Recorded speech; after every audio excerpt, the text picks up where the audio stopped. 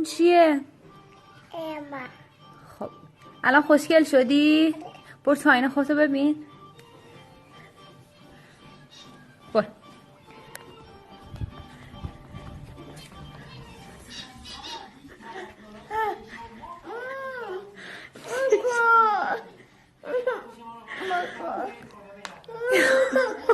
خودتو ببین.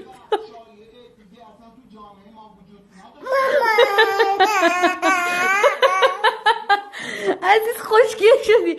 خیلی خوب. باشه بریم پاک میکنم.